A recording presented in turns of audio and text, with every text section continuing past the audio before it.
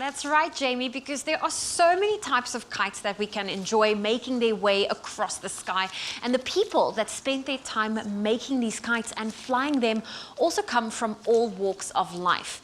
Now, events like the 27th Cape Town International Kite Festival brings them together so that they can share their passion. And our very own Ryle recently got to meet an avid kite maker, Mari Ware-Lane, in the midst of an ongoing festival. Let's check it out.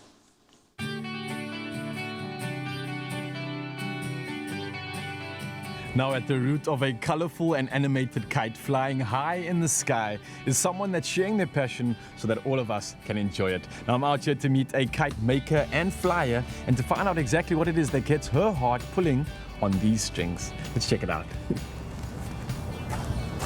Mari, how's it going? Hello, hi. Yes, finding you. Good, thank you. I see I've arrived at the right place clearly. Oh, you definitely did. Welcome. Absolutely beautiful. Wow. Yeah. Oh, Mari, it's such a pleasure to meet you. And I mean, just walking in here, this place looks so lively. But let's take it back to the beginning, where I believe it was the first time you went kiting with your boy, and that's exactly where these kites swept you off your feet. But explain that journey to me.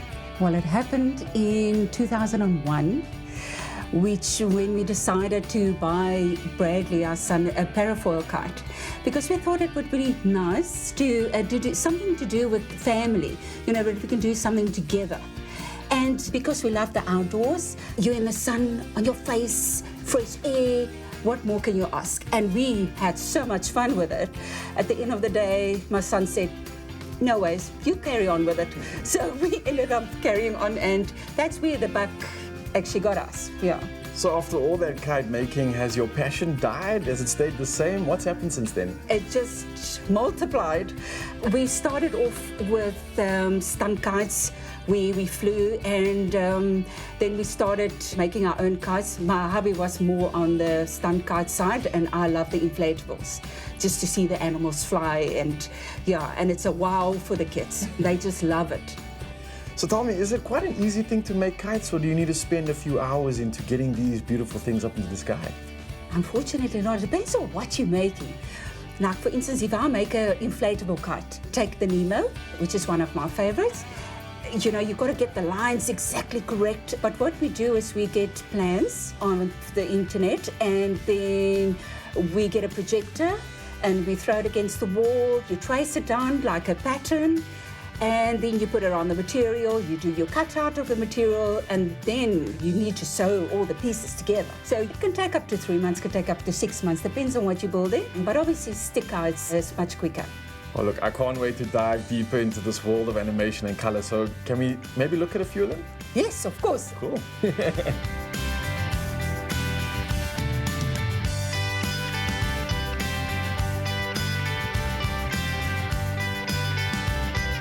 I'm noticing with all these beautiful kites I'm seeing, you seem to love animals, and it seems like people love seeing animals in the sky. What do you think the reason is for that? I'm an outdoor person. I love animals. Yeah. And for me to make all the animation animals like Nemo, is kids love them. The animation, the smile on their faces when they see these amazing animals flying in so high in the sky. But just to see the smile on their faces means a lot. Sure. I'm picturing all the kids in the sky right now just screaming, hey, there's Nemo and there's a ladybug. Well, look, I believe it's not only also just local festivals that you have the opportunity to fly these kites at, but internationally too, right? Yes, that's correct. We've been to Kenya, Nairobi, Weifang and Beijing in China, which is, Weifang is the biggest kite festival in China. And what an experience. Kites, it's not just about the traveling and the flying, but you get to meet great people. And they're all kite flyers from all over the world. And what's so nice is when, before the festival starts, you get to meet and greet. And that's when you do exchange a little bit of a gift. And mine is the feather with the pink panther on.